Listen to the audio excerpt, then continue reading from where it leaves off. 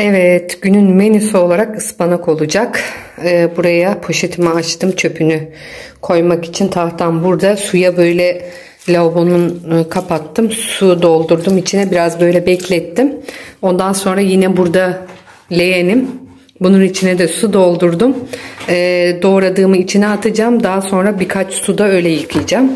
Yani zaten alıyorum böyle. Burada tek tek yıkıyorum. Ondan sonra doğradıktan sonra burada suda bekletiyorum. Daha sonra bu suda bekledikten sonra buna yine şu altına su koyacağım. Orada suda bekleteceğim. Hani oradan oraya alacağım. En sonda süzeceğim. Yani ben de buradayım. Evet, Miray da burada. Ispanak temizlemek bunu gerektirir. Çünkü toprağı, kumu bol oluyor. Ondan ötürü güzelce yıkayıp anca içim öyle rahat ediyor, birkaç su. Yani hem burada suda bekletiyorum. Sonra tek tek yıkıyorum. Sonra orada suda, sonra orada suda. Yani anca öyle. Evet, Miray'ın da ödevleri bayağı bir birikmişti. Şimdi ödevlerini Arkadaşlar, yapacağız. Bakın. Evet, akşam biraz uğraştı babası ama şey yapamadılar. Bana diyor, ben hiç daha önce Mehmet'le Batuhan'ın dişini de hani ben çekmedim. Babaları çekiyordu genelde. Ben hani şey yapamıyorum. Nasıl diyeyim? Onun canı yanınca sanki benimkisi yanıyormuş gibi geliyor. Şey yapıyorum, tedirgin oluyorum. Miray bir iki uğraştı şey olmadı. Murat diyor dişine diyor hani ipi bağlayalım diyor. Diyorum zaten dişi küçücük, hani neresine bağlayacaksın ipi? Benim elim bile yetişmiyor, böyle almıyor. Evet, Murat da Batuhan da sabah diyor ki ya diyor babam bizimkini diyor gel bir bakayım derdi diyor, çat diye çekerdi diyor, kızına gelince diyor çekemiyor mu diyor. Anne. Kızına gelince kıyamıyor nedense prensesine. Anne dişim ıslak ya, ben de öyle tutup çekemiyorum. Evet. Islık olmasa çekerdim de. Evet aşkım, oy bakalım yavaş yavaş, akşam biraz daha uğraşır baban inşallah çekebilir. Hadi çekmezsin inşallah. Hadi yaz bakalım Ben sen. korkarım çekersin. Evet, Miray orada yazılarını yazarken ben hani bir ona bakıyorum buradan. Şimdi bir sıra okuduk. Arka sayfayı yaptık. Şimdi önce okuttum buradakileri. Şimdi yazısını yazacak. Sonra tekrar okutacağım.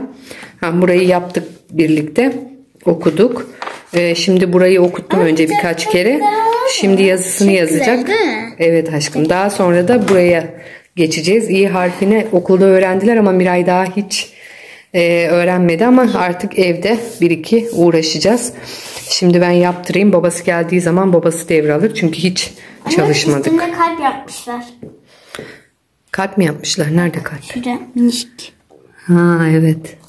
Küçücük. Odaklanmadı, netlemedi. Ha.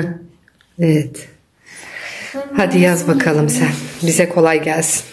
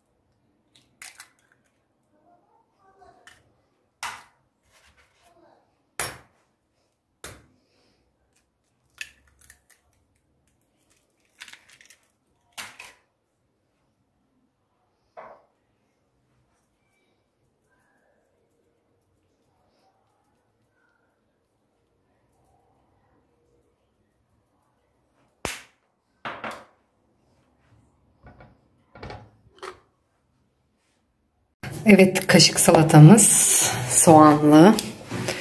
Burada efendim aşkım. Yumurtalı ıspanağımız. Ispanağı önce haşladım. Ondan sonra soğanla birlikte kavurdum. Karabiber. Sonra en son yumurtasını koydum. Burada da tarhana çorbası